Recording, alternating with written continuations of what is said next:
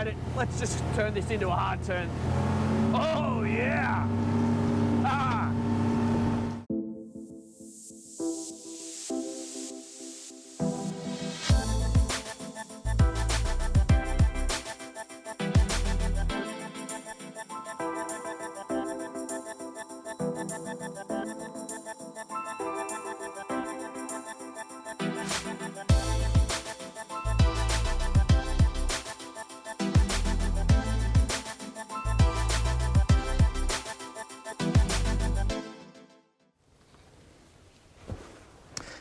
Something's wrong. It's too peaceful. I know what this situation needs. It needs a brand new Mercruiser 6.2 300 horsepower. And that I can bring to you today. My name's Dan Jones. I'm from the Boat Brokerage, and today we're on a 2006 model Sea Ray 220 Select, but 2006 with a 2021 motor. Now we're talking. This boat's for having fun. This boat's for going water skiing. This boat's for going wakeboarding. This boat is for lending to the kids, the grandkids, or if you're an active kind of person and want to get out there and enjoy your time on the water with minimal hassles, that's what you need. She's not perfect. There are some areas that in need of a little bit of love and attention, and I'll go through them in a sec. But if you're the kind of person who enjoys your hours on the water and maximizes your time on the water, then you need to look at this. So, starting at the bow, the 220 Select, she's got this nice little sun lounge area. Deep grab handles, you can see the Fusion stereo speakers, a couple of cup holders, and a small anchor locker up the front. There you go. And a couple of cleats for tying her up. She does have covers for when you store the boat, and give you a feel for size. Good for 2 people to lounge out like this, or 4 people if you were sitting like this, a little bit more tight, but that's okay. It's the kind of thing you'd be going out wakeboarding, entertaining for the day, so younger people, teenagers, are probably just going to hang out on a boat like this. We've got the wraparound windscreen that closes and opens in the centre. We've got the bimini, which is in very good condition, and the arch just here where we can store the wakeboards on port side, and we've got a tow point as well up the top. Moving through the centre of the boat, actually just here, this closes off as a windbreak, and there's also a little storage area in there for bits and pieces, and there was storage underneath the seats up the front. Coming down the port side, so the dash, there are a few imperfections here which are in the process of being fixed. We do have a new glove box lid, 2 glove box lids just being fixed, or made I should say, because they disappeared somewhere in the past. We've got this lovely, I guess you could call that like a tan leather. It looks super cool. Forward and aft facing seats. Now these will, on a sliding mechanism, fold down to create a sun lounge. So that's neat, but one observer can sit there and a passenger can sit here. Got all this cool styling working our way through. We've got areas to put things in here and here. We've got cup holders to back there. This little seat here is, I guess, for the lonely person, because you're going to be all the way on the back there, but it's actually a step. So there you go, that removes, and that takes you off to the transom. And this is where you can lounge about watching your friends carving up the wake and enjoy the day with plenty more access to tune. So we've got speakers there and there. A nice seat for a couple of people. Again, for reference, here we go. So it's good, you know. 1, 2, 3, 4, 5 people here, 6, 7 out there, 2 more up the front. So you see what I mean. Working our way around the starboard side, we've got a nice big driver's seat that's comfortable, plenty of backrest. We've got the flip-up bolster just here. And the most important thing, you know, this is a 2006 boat, it's not new. If you had a 2006 model, you would be up for potentially big bills, potentially a new engine, potentially stern drive, all that sort of stuff, transom shields. This one has had it all done. Brand new motor, transom shields, Bravo 3 drive. So forget about those future worries. Some of these imperfections are going to be addressed by the current owners, and the rest, hey, just get out there and enjoy the water. Look at this, you know, winter's coming, happy days. Well, who wouldn't want to be out there? So what we're looking at, 1, 2, 3 new gauges. So we've got our speed, we've got our PSI, temps, batteries and fuel just here. That's the engine revs. Then you can cycle through the engine diagnostics just there. That's a trim gauge just there. Stereo controls, we've got a couple of chargers, all our boat systems on these switches just here and here. Engine start stop. This is the fusion control at the helm, but the main fusion head unit is inside the glove box there. We've got storage under the floor just here for wakeboards and items like that. And the motor itself is under here. So check out this baby. I'm going to fire that up in a second and we're going to go for a drive. But this equals more time on the water for you and less time at the mechanic. You know, let's face it, boats, once they get old, they require a bit of attention in the mechanical side of things, and this one's had it done, so happy days. We've got a little swim platform back there. This just allows air to pass through when you got wash going underneath the boat, so it doesn't capture on the swim platform. And then you've got another tow point just there, and then we've got a 3-step swim ladder just there, and there's our higher tow point up there.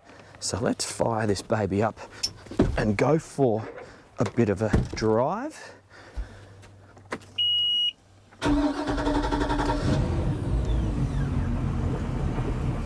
All right, so the original engine did have the straight through exhaust system. Nobody really likes those anymore. They are, well, I shouldn't say nobody, plenty of people do, but the majority of the market goes for less intrusive motors these days. So we've just got the original, the exhaust going straight through the water.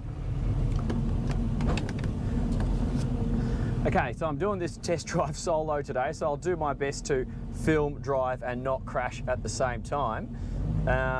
We are in a beautiful place called Sydney's Middle Harbour, and this is the perfect place that you would use and enjoy a boat like this, because it's a boat to tow wakeboarders, it's a boat to tow skiers and biscuits, and for teenagers, young athletic people, or just water sports enthusiasts to get out there and have a fun time.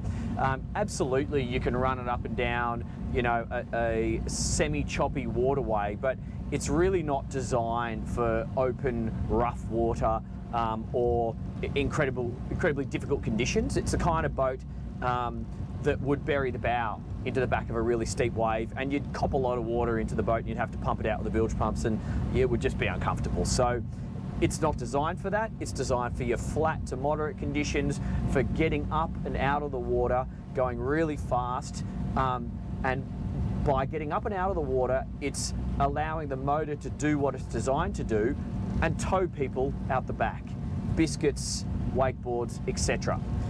So talking about that, the hull design, it's quite flared V section at the front of the boat, and then it comes back to a real moderate V and pretty much a flattish undersection, which gives us the ability to skim across the water like a pebble. When you're throwing it across the flat water and it's skipping across the water, it's almost what's happening with a boat like this when we're moving around in flat conditions.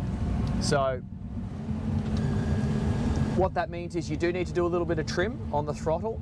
You have to be alert on the wheel and just pick your conditions. So I'm gonna get her up on the plane and I'll show you some forward vision with this camera.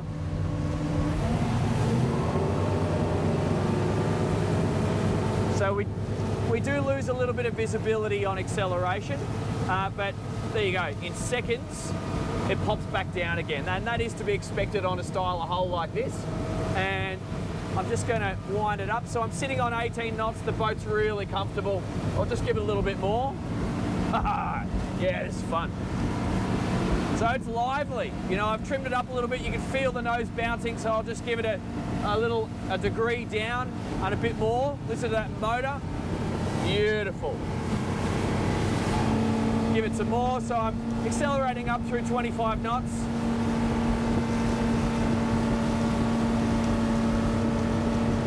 And you really drive a boat like this by feel and sound. You listen to how hard the engine's working and what the prop's doing, and that's how you can tell whether you're over trimmed or under trimmed. See, there you go, I'm trimming up a little bit and I can feel the motor losing its bite, so I trim down. I don't know if you can just hear that. I can see the wash go forward. The boat's dropped down in the water a bit more and the sound of the motor has changed. So that's just a little hint on how you can drive a boat like this. But let's face it, you're not going to drive around at top speed everywhere in something like this. You're more or less going to cruise it in your low to mid 20s like this, because you're going to have someone out in the back. You're going to have someone on a biscuit. This equals long, fun, fantastic days going up and down waterways like this, stopping somewhere for lunch, dropping off at beaches and having an explore. And that's what you do on a boat like this. Woo! Okay, I'm just going to wait for this boat up ahead to pass us, and then we're going to kick it through a couple of turns. I'll wind it up in the meantime. There's some wide open throttle. That's 3,000 revs. I'm hitting 29 knots. A little bit more trim up there. 31 knots, 3,100 revs. She's moving. And in flat water, this is a dream. This is what it's made for. Go through this guy's waves, and we will bounce around a little bit. Boom, boom, boom. And now I'll wind it back to something a little bit more sensible, because you don't drive around at 100% all the time. So that's 2,700 revs. And I'm just going to hook it into a turn. I've done trim down, and let's give it some. Yeah, it's not bad. That's not bad at all. She holds. I can really feel it gripping there. Go through some waves here. Now let's go the other way. Okay, all clear. One boat coming, but I'm clear for now. And hook it down.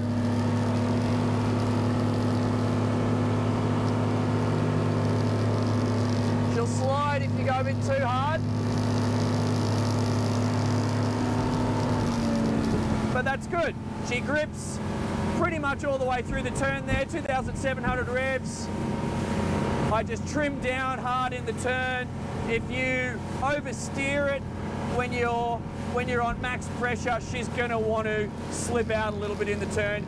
Again, that's something to be expected on a boat like this. I'm just going to tighten that camera up.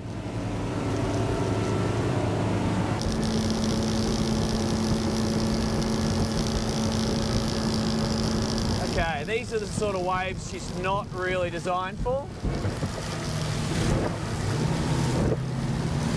There you go, so you do want to slow down for those. And there we go.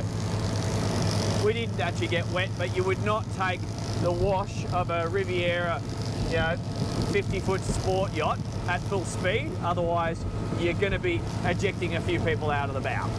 And they might not come for a spin again if you do that.